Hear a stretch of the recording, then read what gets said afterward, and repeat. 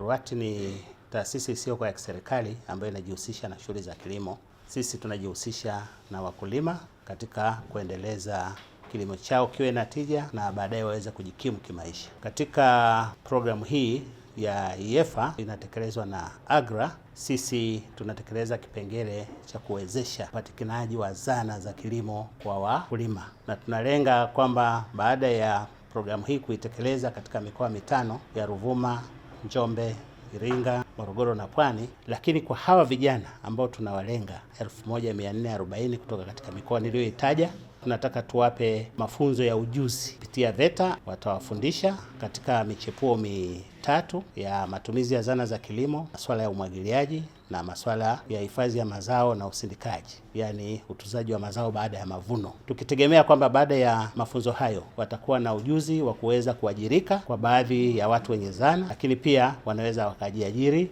wenyewe.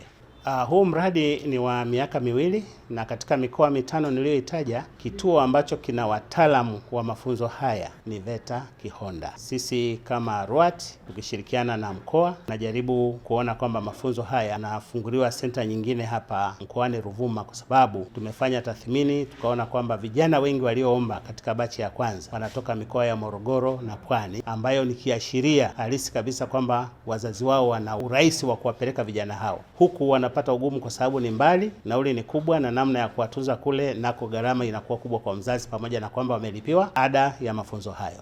Hamasa inayofanyika leo ni kuwafanya vijana wajiajiri. Kwenye kujiajiri wanahitaji mitaji. Sasa naishukuru serikali imeweka utaratibu mzuri, mikopo kwa vijana, na hasa kundi hili la wenye ulemavu kuna 200 pia kule hawajitokezi. Kwa hiyo tunaamini wakishapata ujuzi na kuanza kujiajiri wataona umuhimu wa kuwa na mitaji na kule watajitokeza. Mpaka sasa tuna vijana zaidi ya 250 katika mikoa yote mitano. Kwa hiyo utaona kwamba mpaka sasa ile umwagiliaji na zana za kilimo bado tuna idadi ndogo, na ndio sababu tukasema tuwe na bachi ya kwanza ndio hawa waliopatikana, bachi ya pili ndio hawa tunaendelea kuhamasisha ili kufikisha idadi ya jumla ya michepuo yote hiyo kuwa na vijana 1440. Kwa watu wenye ulemavu ni waasi, tukipata fursa kama hii tuitumie. Katika kipindi chetu hiki serikali inafanya mambo makubwa sana kwa watu wenye ulemavu, na ndio maana kwenye ile mikopo yetu ya 10% kuna 2% ya watu wenye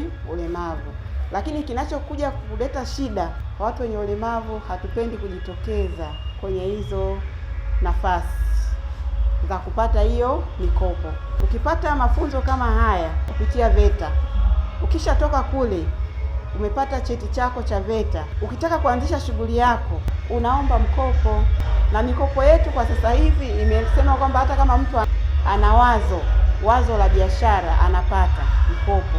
Na kwa watu wenye ulemavu pia tuna nafasi. Ni waasa kupitia haya mafunzo utakaenda kuyapata kule VETA, tuanzishe shughuli zetu za kufanya kwa kuomba mikopo kwa serikali iweze kusaidia kupata mitaji. Lakini pia kule kwenye mitaji tukipata, tutaweza kuajiri pia watu wenye ulemavu wengine au na vijana wengine tofauti na sisi wenyewe.